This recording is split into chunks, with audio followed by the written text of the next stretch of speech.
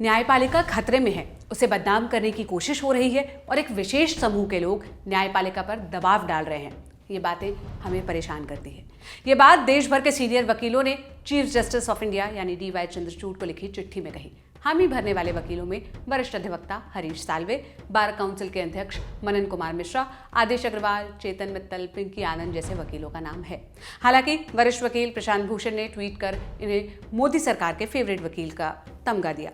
यहाँ ये बताते चले कि हरीश साल्वे ने हाल ही में इलेक्टोरल बॉन्ड पर हुई सुनवाई में SBI का पक्ष कोर्ट में रखा था। खैर, असल खबर यह है कि इस चिट्ठी पर प्रधानमंत्री नरेंद्र मोदी का रिएक्शन आया है। उन्होंने ट्वीट कर कहा कि दूसरों को डराना धमकाना कांग्रेस की पुरानी संस्कृति है।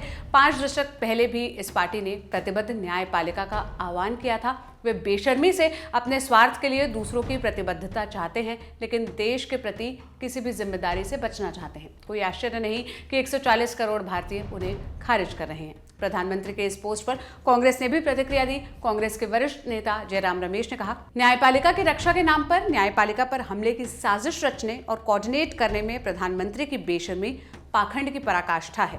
हाल के दिनों में सुप्रीम कोर्ट ने उन्हें कई झटके दिए। इलेक्टोरल बॉन्ड योजना तो इसका एक उदाहरण है। सुप्रीम कोर्ट ने इसे असंवैधानिक घोषित कर दिया और अब ये बिना किसी संदेह साबित हो चुका है कि भाजपा ने इलेक्टोरल बॉन्ड को डर, ब्लैकमेल और धमकी के साधन के तौर पर इस्तेमाल किया ताकि कंपनियों को दान देने के लिए मजबूर किया जा सके। प्रधानमंत्री ने MSP को कानूनी गारंटी देने की बजाय भ्रष्टाचार को कानूनी गारंटी दी है।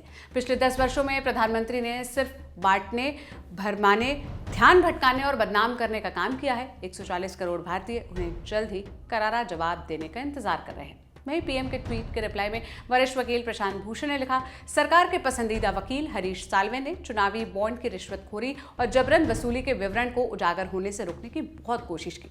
उनके खातों के टैक्स हेवन का खुलासा पनामा और पेंडोरा पेपर से हुआ था।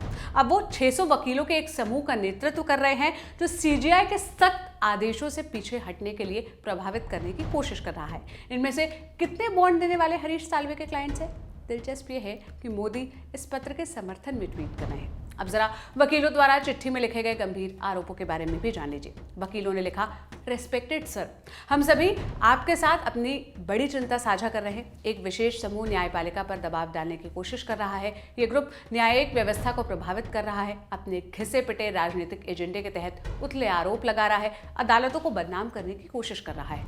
न्यायपालिका को राजनीतिक और व्यावसायिक दबाव से बचना होगा। न्यायिक अखंडता को लगातार कमजोर करने की कोशिश की जा रही है। हम वो लोग हैं जो कानून को कायम रखने के लिए काम करते हैं। हमें ही अदालतों के लिए खड़ा होना होगा। उनकी इन हरकतों से न्यायपालिका का माहौल खराब हो रहा है। राजनीति से जुड़े मामलों में दबाव के ये हथकंडे अपनाना आम बात हो रही है, खास तौर पर तब जब कोई राजनेता भ्रष्टाचार के आरोप में घिरा हो। ये हथकंडे लोकतांत्रिक ढांचे के लिए खतरा है। चौथा, ये ग्रुप्स अलग अलग तरीकों से दबाव बनाते हैं। ये अदालतों के सुनहरे अतीत का हवाला देते हैं और उसकी तुलना आज से करते हैं। जानबूझकर बयान दिए जाते हैं जिनके पीछे मकसद होता है फैसलों को प्रभावित करना और राजनीतिक फायदे के लिए अदालतों का इस्तेमाल करना।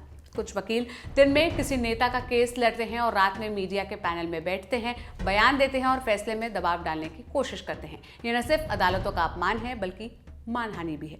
अब देखने वाली बात यह होगी कि CJI DY चंद्रचूड़ इस पर क्या कहते हैं। जो भी अपडेट आएगा हम आप तक जरूर पहुंचाएंगे। बाकी PM के रिएक्शन और प्रशांत भूषण और कांग्रेस के रिएक्शन पर आप क्या राय रखते हैं, हमें कमेंट बॉक्स में जरूर बताइएगा। ये सारी जानकारी जुटाने में मदद की थी मेरे साथी अभिषेक त्रिपाठी ने। मेरा नाम सोनल है। देश और दुनिया की तमाम खबरों के लिए लल्लन टॉप देखते रहिए।